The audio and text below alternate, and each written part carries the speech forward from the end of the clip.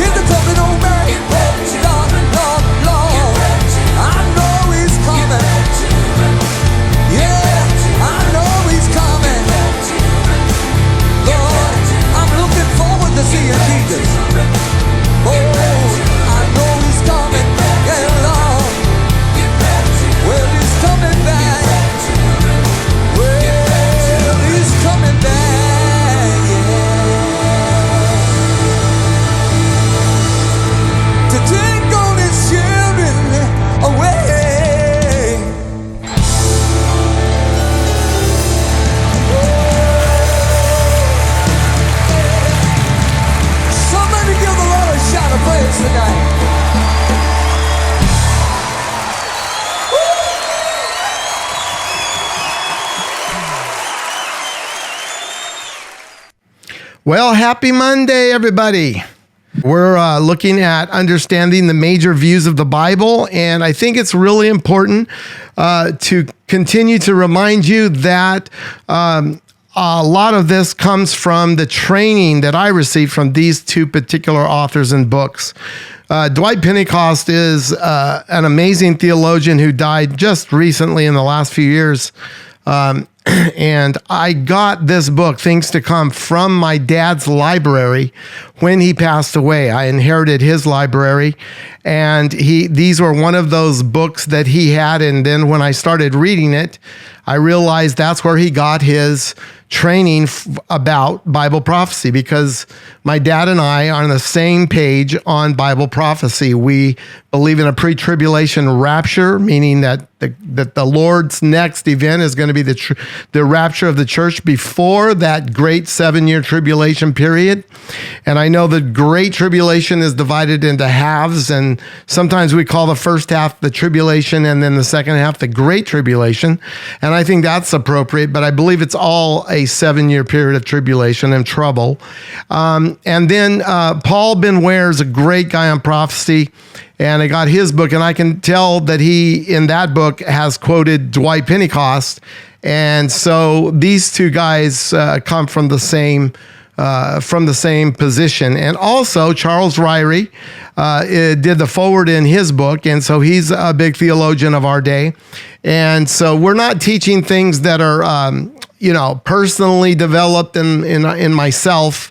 We're talking about very substantial theology that has been vetted by people who are trained in the biblical languages.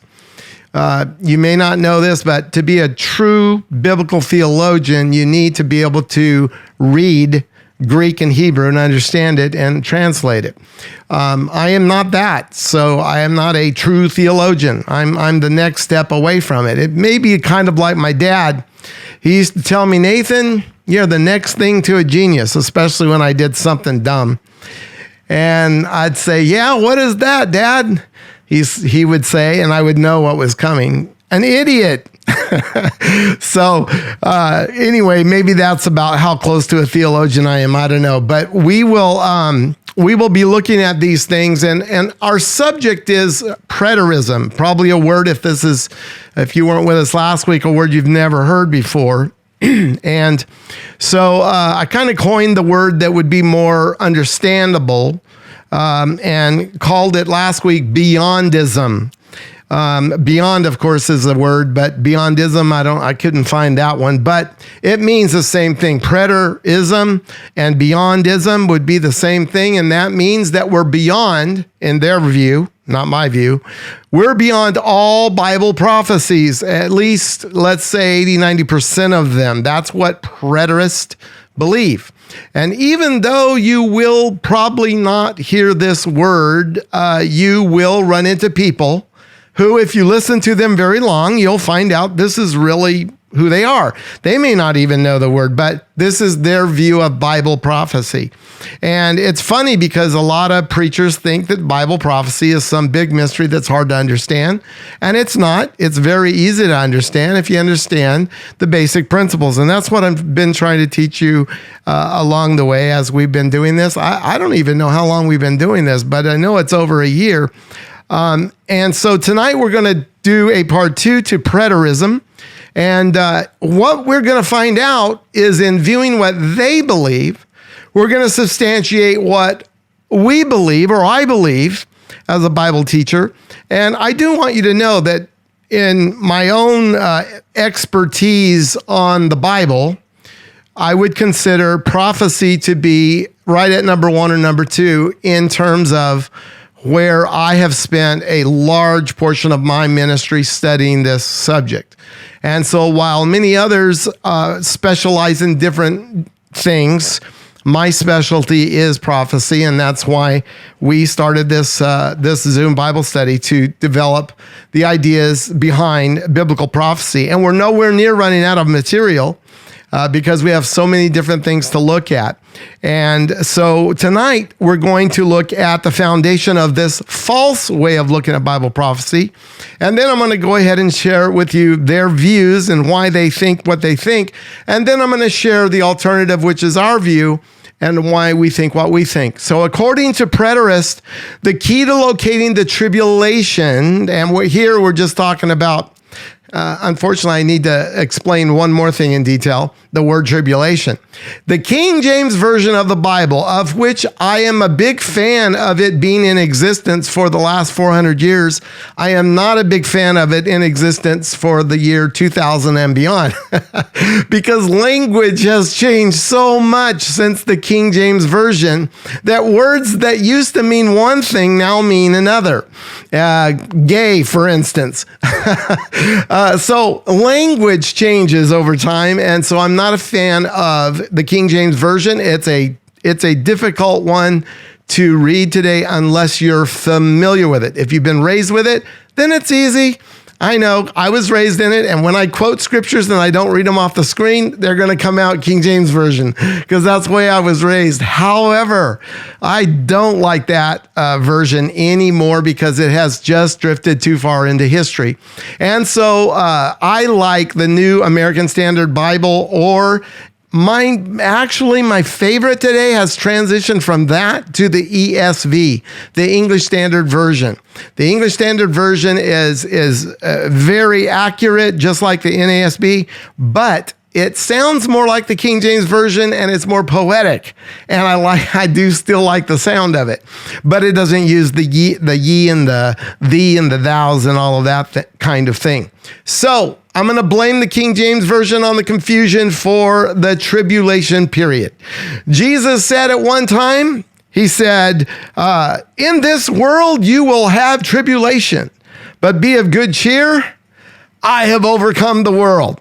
So there's you an example of me quoting a King James Version of a scripture that I don't even know where it is. That's one of the things about me. I don't memorize the location of my scriptures that I can quote. So you have to look them up on Google, or I do too. However, because Jesus said that, he caused, in the King James Version, it causes confusion because it uses the word tribulation. And then when people read what Jesus said about the tribulation period that's coming in Matthew 24, which we're going to hear tonight, this is where we get confused, is because the same word is being used, applied to a particular event in the future, versus what everybody experiences not as an event, but as a condition of becoming a Christian. In the world, you're going to have trouble, and that's supposed to head us off from going to God when we have trouble and we're crying and we're weeping and we're bemoaning our circumstance and acting like this is such a surprise. I thought people of God didn't have to go through things like this. And then Jesus would tell you, if you were filled with the Holy Spirit, and he would remind you, no, I told you in the world you're going to have trouble. So tribulation does not mean the event of the Great Tribulation, unless we're talking about in the context of prophecy. So don't be confused by the word tribulation. It is a fancy old English word for trouble. So the period of time of 7 years that's coming in the future is a great time of trouble for Jacob's trouble. And that is the Great Tribulation. So according to preterists, they think locating the Great Tribulation sometime in history is the Lord's statement out of Matthew chapter 24, verse 34. And so let's see what that statement is. There Jesus declares, "Truly I say to you, this generation will not pass away until all these things take place." Okay, Matthew 24, in a minute, I'm going to let you hear all the verses from verse 1 to verse 36. So this will take in this verse, so you'll hear it again. But I want to give it to you in context. I don't want to assume you know what Matthew 24 is about. If you don't know what it's about, it is the parallel chapter to the whole book of Revelation, that Revelation would be the great detail of the compact events Jesus is talking about in Matthew 24. Now, all of the future that Jesus starts speaking of actually starts in Matthew 23, which I am going to show you or let you listen to a significant portion of that one too, because I want you to see that Jesus is foretelling future events in segments. And he's talking about near future events that were going to take place. And then he's talking about very distant, long ways off future events that are going to take place. And so what he's done up to this point, which you're going to see, you're going to experience in person in a minute, is that in verse 34, he was asked the question back in verse 3. And he's answering the question all through 24 and 25. But in 34, he's saying, truly I say to you, this generation will not pass away until all these things come to pass. Or there again, I quoted the King James Version. These things take place. So it is super important to understand that the preterist who says, okay, this proves that all prophecy that Jesus was telling about and the prophets of the Old Testament, all of it happened by AD 70. And the big event, you're going to hear AD 70 a lot tonight. That means the time that Titus the Roman destroyed the temple and Jerusalem.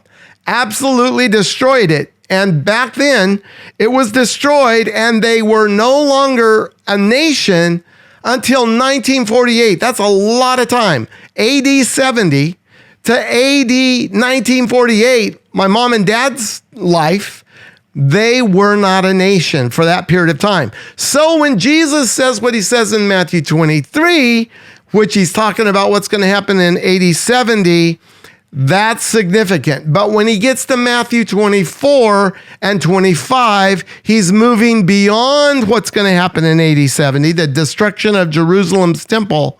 And he starts talking about the rest of history and what's going to happen in this age. He's covering the entirety of the age. So the preterist could only be right if the current age ended in AD 70, but it didn't. The church age began in Jesus, right after Jesus' resurrection, 50 days later on the day of Pentecost. And so that was about 33 AD. And from AD 33 to today, 2023, we have been in the same age, the church age, and it has not changed since that time. So the preterists are totally ignoring that this question's about the age, which I will prove to you. All that I'm saying to you are not my opinion. It is scripturally provable, and I'm going to do that tonight. So here, it is safe to say that this verse we just read in Matthew 24 is foundational. In other words, it is the cornerstone of all that preterists believe, or people who are into beyondism, meaning that there is no more relevant prophecies for God to fulfill that have been written in the New Testament and in the Old. They believe that, excuse me, they believe that if taken literally, the words "this generation" must of necessity refer to the people who heard the Lord Jesus speak on that Tuesday afternoon on the Mount of Olives. By this generation, he thinks they have to be alive in front of Jesus. Preterism demands a first century fulfillment of Matthew 24, 4 through 31. Now, I have got the best Bible reading guy in the world, and other than my son-in-law, I think he's just as good. But other than him, Mike, who is probably on tonight, so I better say that. But the deal is, Max McLean is fantastic. You're going to find out right now. I want you to listen to this reading of Matthew chapter 24, I think it's the first 36 verses that I have here. Let's take a listen. And if you don't hear it, wave at me violently so I'll know you don't hear it. Otherwise, it should work. Matthew 24. Jesus left the temple and was going away, when his disciples came to point out to him the buildings of the temple. But he answered them, "You see all these, do you not? Truly I say to you, There will not be left here one stone upon another that will not be thrown down." As he sat on the Mount of Olives, the disciples came to him privately, saying, "Tell us, when will these things be, and what will be the sign of your coming and of the close of the age?" And Jesus answered them, "See that no one leads you astray. For many will come in my name, saying, 'I am the Christ,' and they will lead many astray. And you will hear of wars and rumors of wars. See that you are not alarmed, for this must take place, but the end is not yet. For nation will rise against nation, and kingdom against kingdom, and there will be famines and earthquakes in various places. All these are but the beginning of the birth pains. Then they will deliver you up to tribulation, and put you to death, and you will be hated by all nations for my name's sake. And then many will fall away, and betray one another, and hate one another. And many false prophets will arise and lead many astray. And because lawlessness will be increased, the love of many will grow cold. But the one who endures to the end will be saved. And this gospel of the kingdom will be proclaimed throughout the whole world as a testimony to all nations, and then the end will come. So when you see the abomination of desolation spoken of by the prophet Daniel standing in the holy place, let the reader understand. Then let those who are in Judea flee to the mountains. Let the one who is on the housetop not go down to take what is in his house. And let the one who is in the field not turn back to take his cloak. And alas, for women who are pregnant, and for those who are nursing infants in those days, pray that your flight may not be in winter or on a Sabbath, for then there will be great tribulation, such as has not been from the beginning of the world until now, no, and never will be. And if those days had not been cut short, no human being would be saved. But for the sake of the elect, those days will be cut short. Then if anyone says to you, 'Look, here is the Christ,' or 'There he is,' do not believe it. For false Christs and false prophets will arise and perform great signs and wonders, so as to lead astray, if possible, even the elect. See, I have told you beforehand. So, if they say to you, 'Look, he is in the wilderness,' do not go out. If they say, 'Look, he is in the inner rooms,' do not believe it. For as the lightning comes from the east and shines as far as the west, so will be the coming of the Son of Man. Wherever the corpse is, there the vultures will gather. Immediately after the tribulation of those days, the sun will be darkened, and the moon will not give its light, and the stars will fall from heaven, and the powers of the heavens will be shaken. Then will appear in heaven the sign of the Son of Man, and then all the tribes of the earth will mourn, and they will see the Son of Man coming on the clouds of heaven with power and great glory. And he will send out his angels with a loud trumpet call, and they will gather his elect from the four winds, from one end of heaven to the other. From the fig tree learn its lesson. As soon as its branch becomes tender and puts out its leaves, you know that summer is near. So also, when you see all these things, you know that he is near at the very gates. Truly I say to you, this generation will not pass away until all these things take place. Heaven and earth will pass away, but my words will not pass away. But concerning that day and hour no one knows, not even the angels of heaven nor the Son, but the Father only. So that is fantastic. One of my favorite chapters in the Bible. Someday I want to go through that chapter with you, and I want to help you see how you can place it in the book of Revelation in the order that it should go. And then you can see the fulfillment in its expansive way in the book of Revelation as you chart yourself through the chronological order of things in that book. But what is so significant about what we just heard is that Jesus just covered a lot of prophetic things that were going to take place from the time of the generation of people that were standing in front of him, the people that were actually there, saw some of these things take place. But the verse that is in question says all of these things will take place in that generation. So it cannot be the same generation that saw that, because here we are in 2023. And of course, if you want to press the point that that has to have been true for everything that he said, then you would have a time in history when you would have seen the sun turn to darkness, the moon turn to blood, and the second coming of Christ.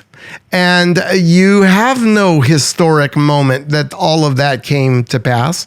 And so their view is not the proper view. And we are contending tonight for the view that that is not the case. So let's go on then. First of all, I know because we are seeing a lot of things happen, it is a time when we can become scared and not even want to talk about it because you're afraid of what's coming. And I want to point out the little phrase that Jesus said in that long passage that we just listened to.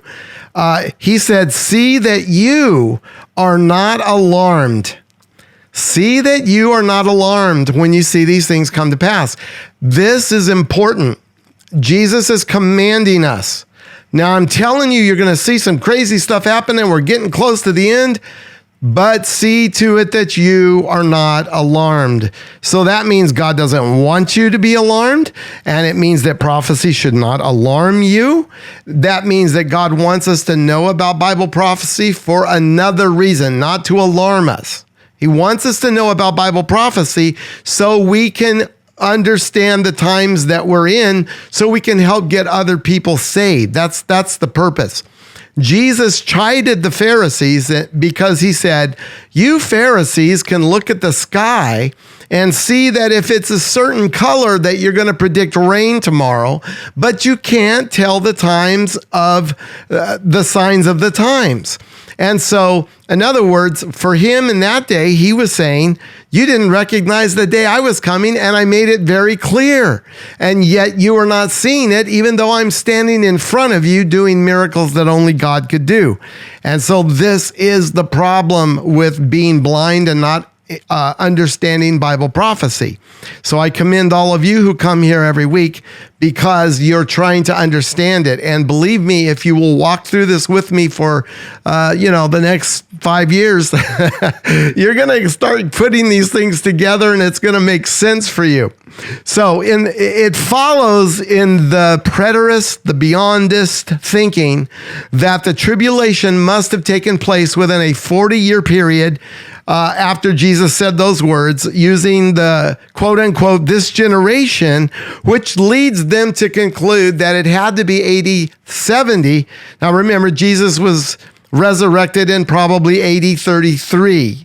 It could be AD 32. There's some question about that, but I'm pretty sure it was AD 33. But nevertheless, within a couple of years, that's when it happened. AD 70, what is that? If it was 33, that's 37 years later.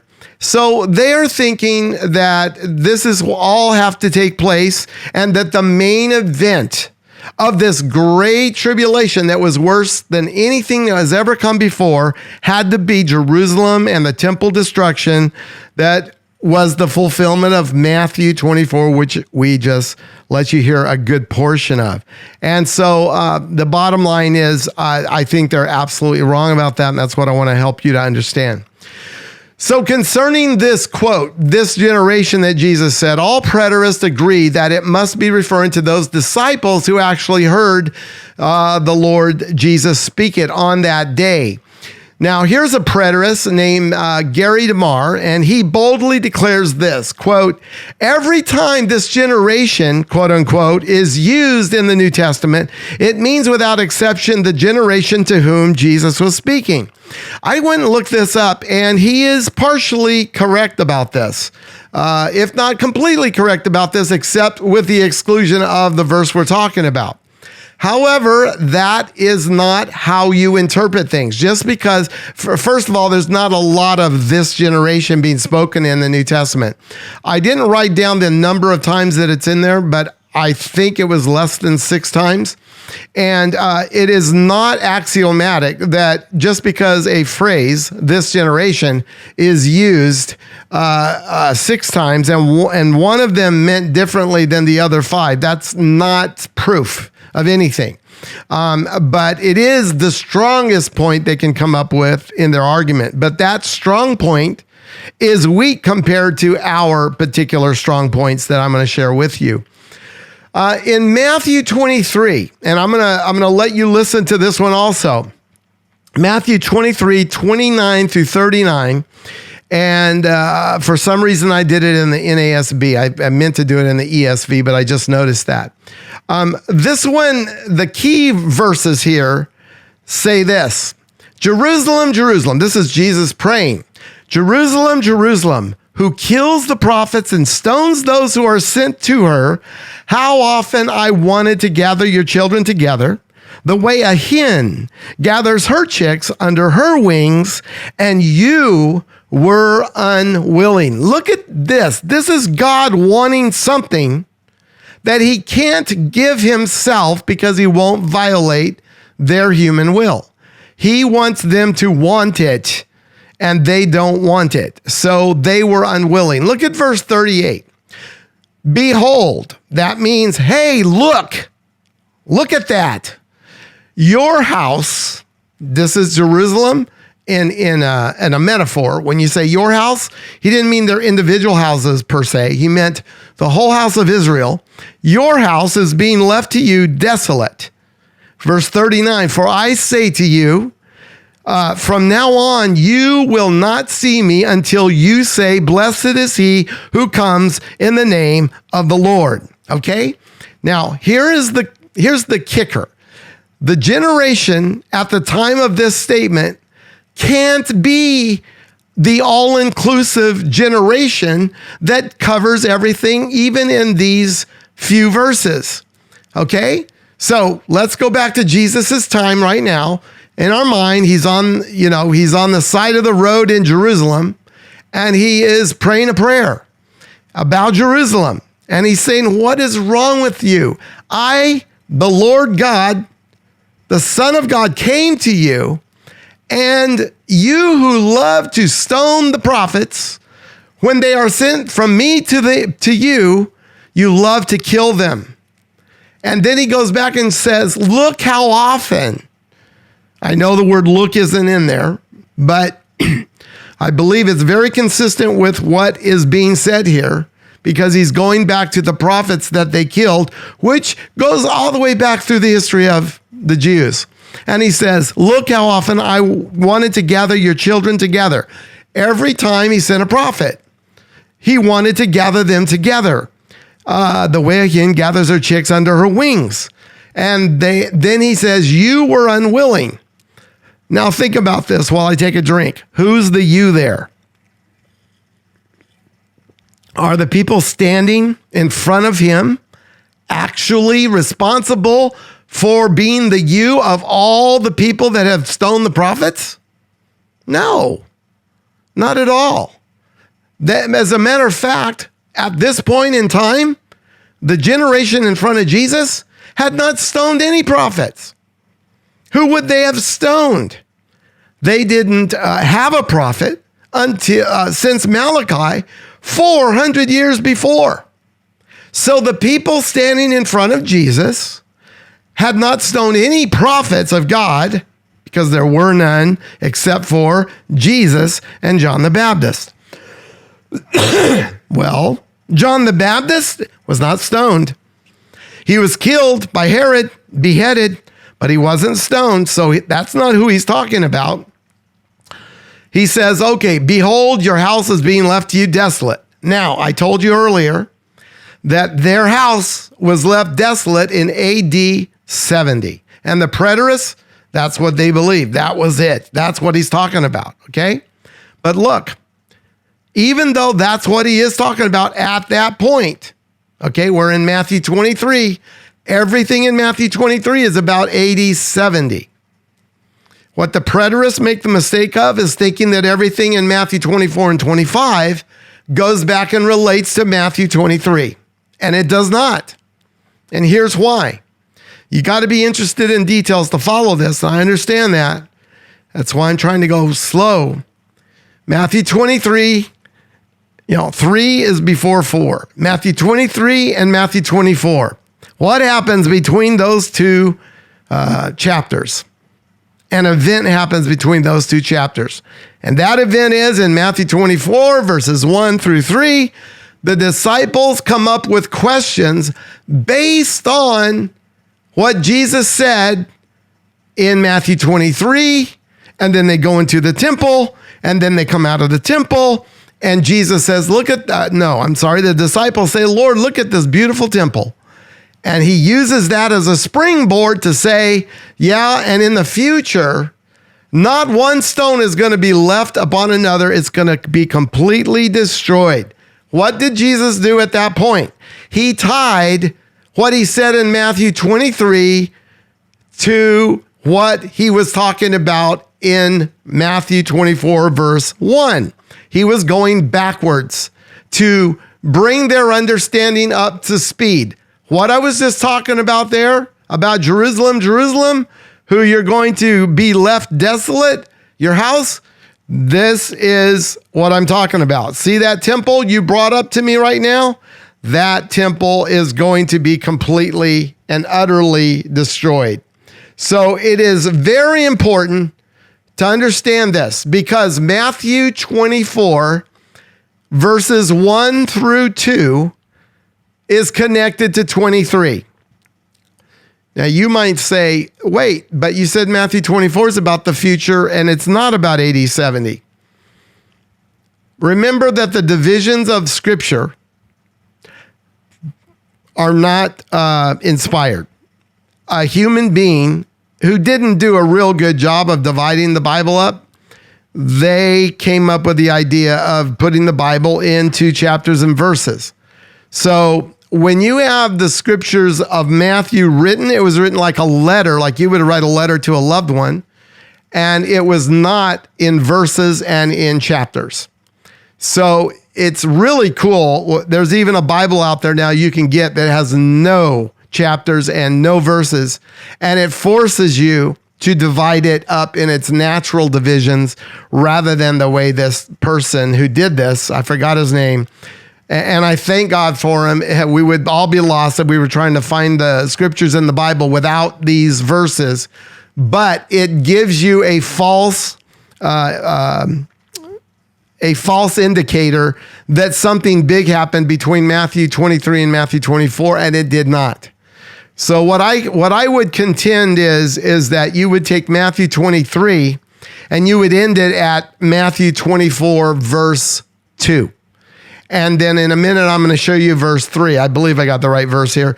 And when we see verse 3, then you'll see that there's a key question that the disciples come up with. And then the Lord expands on their questions that have been generated from this statement in Matthew 23 and in the first two verses of Matthew 24.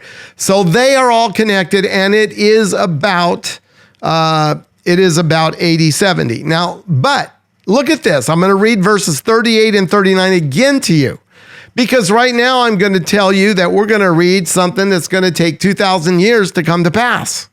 So how could the generation that heard him talk about AD 70 be the same generation that sees his second coming? Look at this.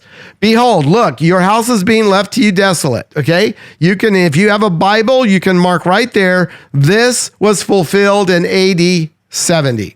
Titus, the Roman commander who later became the Roman Caesar, I think, he destroyed Jerusalem, and he destroyed the temple, and he made it impossible for the Jews to practice their religion ever since that day.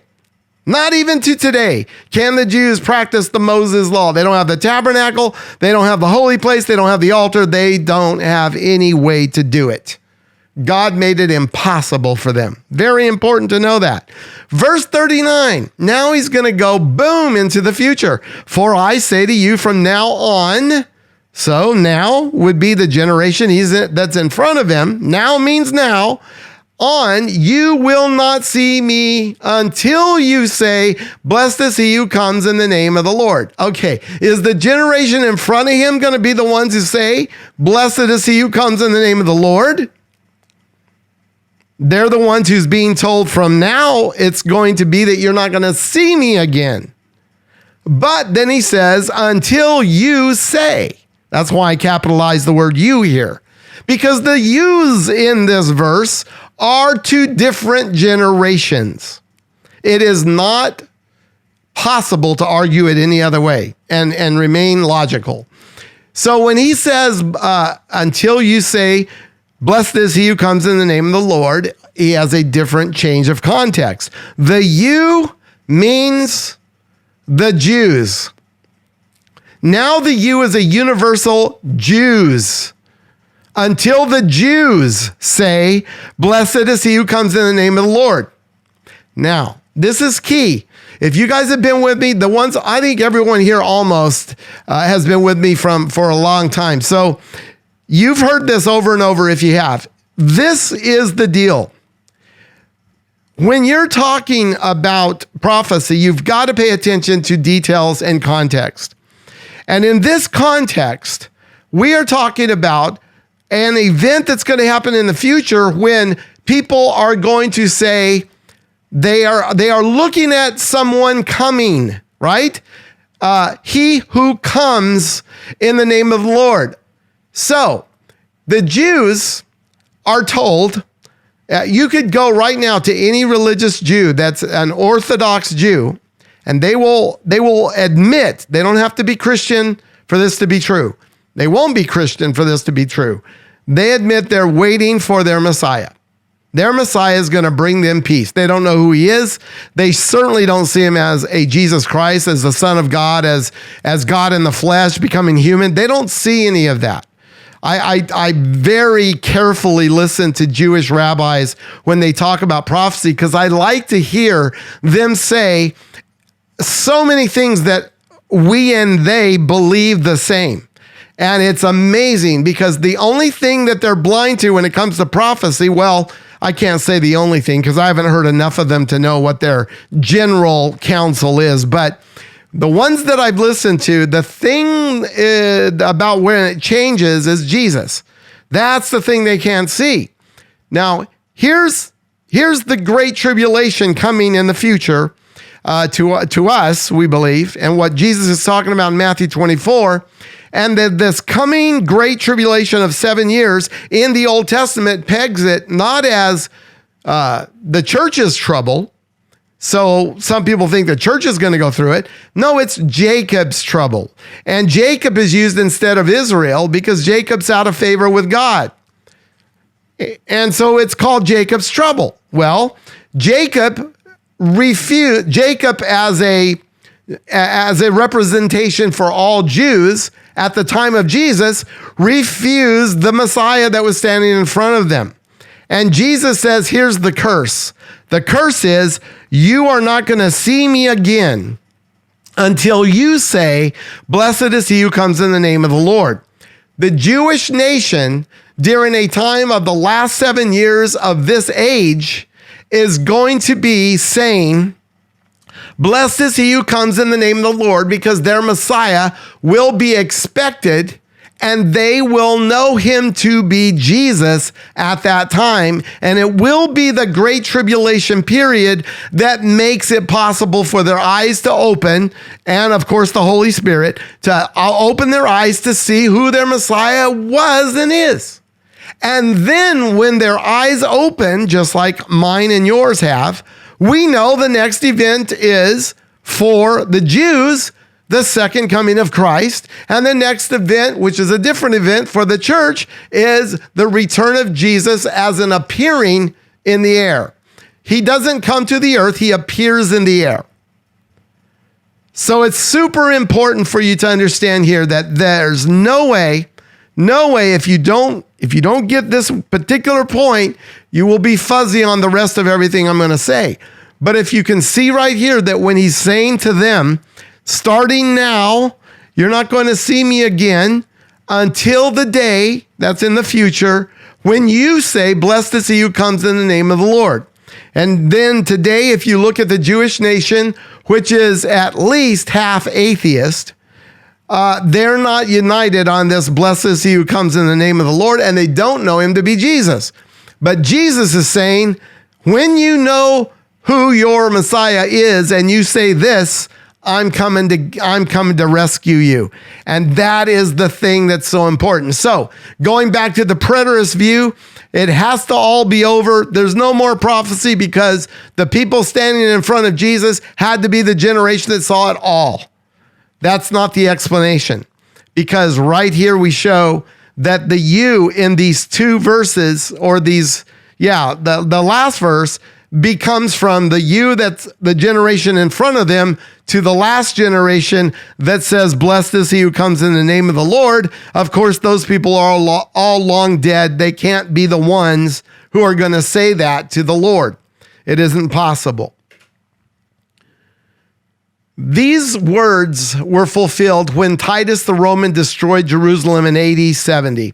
If you look at the picture on the right there, it is called the Arch of Titus. It is actually an arch that's standing,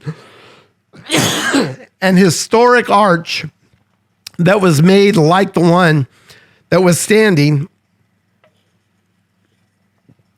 during the time of Titus's approach to Jerusalem and the destruction of Jerusalem. There's also some very interesting artwork all over it, carved into it, that if you got a close-up, you would see that they are hauling away the temple vessels, and I believe, if I remember right, the Ark of the Covenant was hauled away there.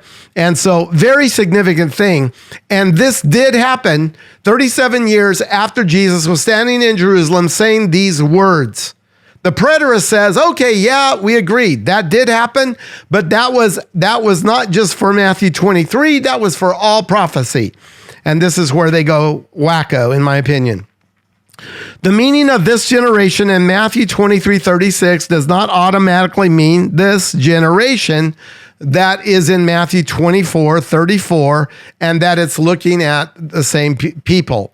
Matthew 24 context is showing that the word generation to be that one that exists when all these things begin to happen. That generation will see all things fulfilled. This is our position, my position. This is the position of Ben Ware, who wrote the book I showed you earlier, and Dwight Pentecost. This is the position of John MacArthur. This is the position of virtually any Calvary Chapel church. This is the explanation for this generation. What generation? He had said earlier, and I'm going to let you hear this in context later, but he said earlier, when you see all these things come to pass, then this generation shall not pass away till all these things be fulfilled. So the generation that he's pointing to by saying this is not the one in front of him. He's saying the one that sees the beginning of these things happen will see it to the end. So in other words, it's very simple, ladies and gentlemen. Everything that Jesus is predicting that's not a part of the AD 70 destruction of the Jewish faith and place, everything else that he's predicting, and it's expanded on in the book of Revelation, is all going to happen within one generation. As a matter of fact, the generation that's there is going to, by and large, everyone's going to see the whole thing, because it's only a 7-year period that it all takes place. And most of it takes place in the last half of the 7 years. So most people alive that see the beginning of the Great Tribulation period, the 7 years, they are going to be alive and see all the things that God has prophesied. And then at the end of the 7 years, they can be preterists and say, we're beyondism. Because it'll be all over at that point, because it all happens to that generation. The events of Matthew 23 speak of God's judgment on the generation that was in front of them that rejected Christ. Okay? So once again, got to make sure you understand what we're saying here. Matthew 23. We're going to read verses 25 through 39. I'm going to let you listen to that. when we listen to this, I want you to understand all of that's talking about what's going to happen to the generation standing in front of Jesus. It's obvious. It's very obvious. You don't need an English teacher to show you that that's what that means. And you'll recognize this by listening to it.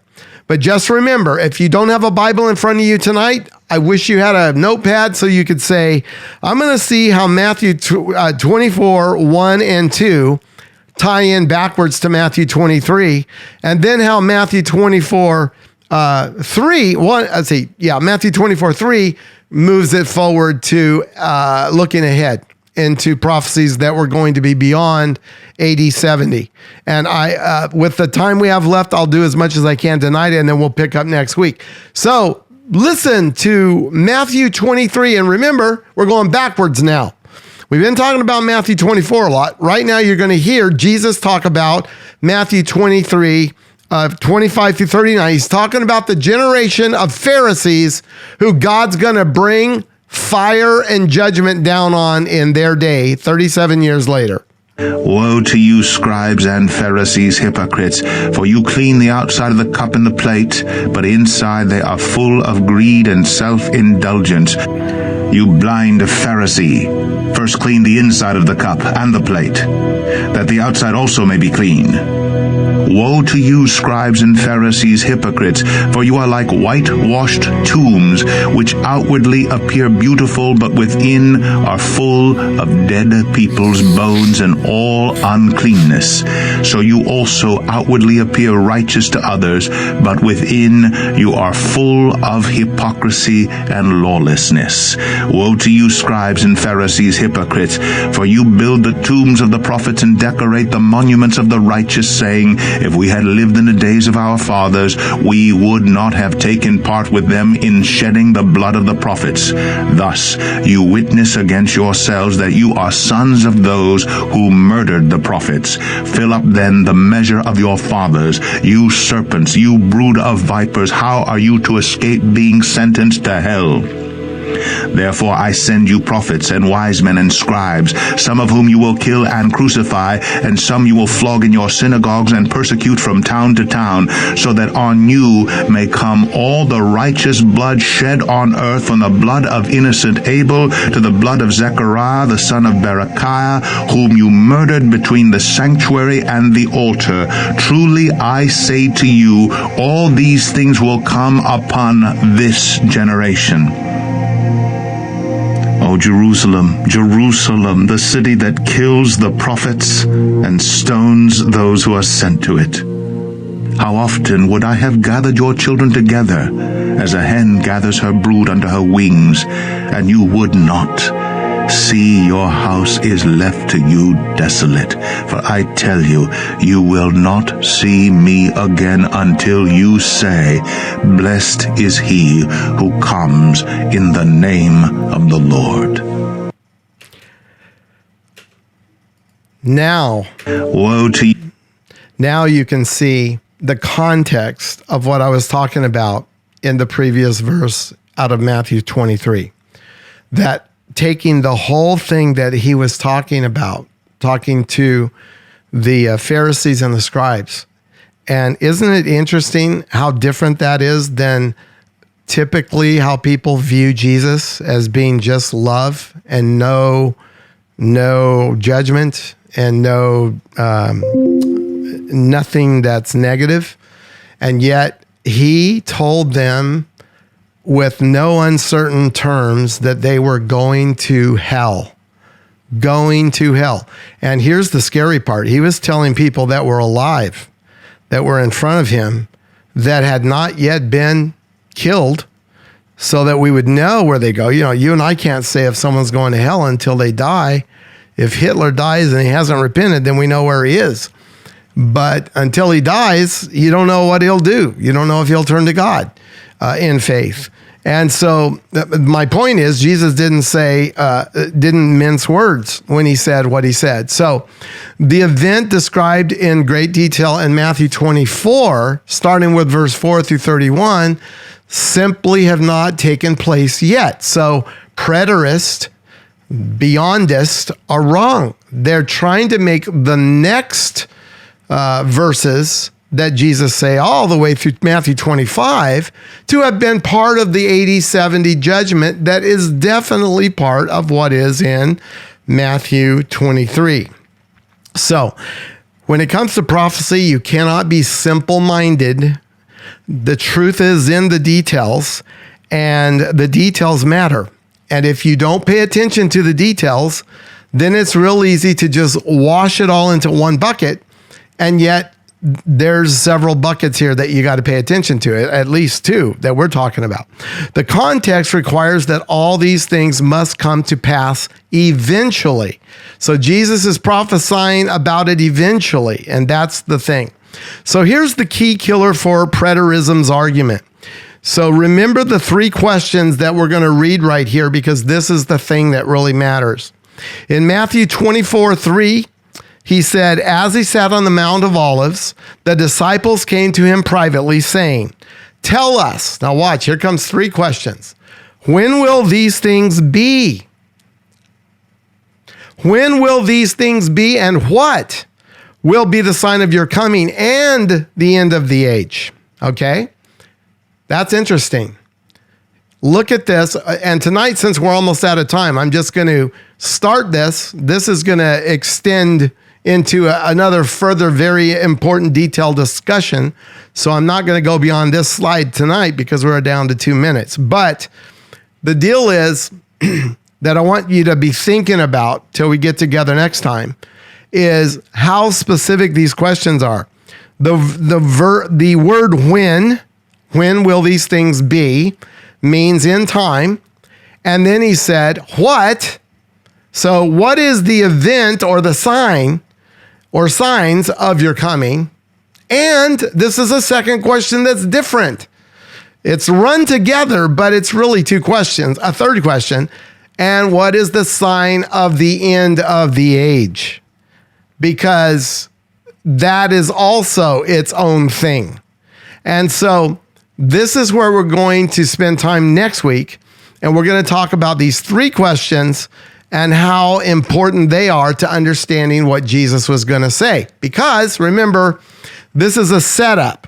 They just listened to what he did and said to the Pharisees, and they were probably thinking, man, he didn't read the book, How to Win Friends and Influence People, because he was so sharp with the Pharisees, and they were like, their heads were spinning. And then it looks like there was this calm, like, have you ever been walking with someone and pretty soon you realize neither one of you are talking to each other? You're lost in thought. It looks like they are like that till they get to the temple, and then they go up to the temple and they go in, they pray, come out of there. And then they're like still in that, whoa, what just happened to us with Jesus and the Pharisees? He was speaking like he'd never spoke before. And then they said, let's lighten it up. I am absolutely putting my own interpretation on this. So this is not Bible, but this is how I look at this. They come out of the temple and they're saying, let's ask him an easy question. Lord, what do you think about how beautiful the temple is? And he's like, no, I'm still on prophecy. You're not going to change my direction. And so he decides to answer these questions. And in doing so, we gather the interesting things that I will share with you next week. But for me tonight, that's all I have. You've been listening to a Fathom Ministries podcast with me, Pastor Nathan Reynolds. If this ministry is beneficial to you in your walk with the Lord, please consider a monthly donation to our ministry effort by clicking on the donate link in the description area on this video or podcast.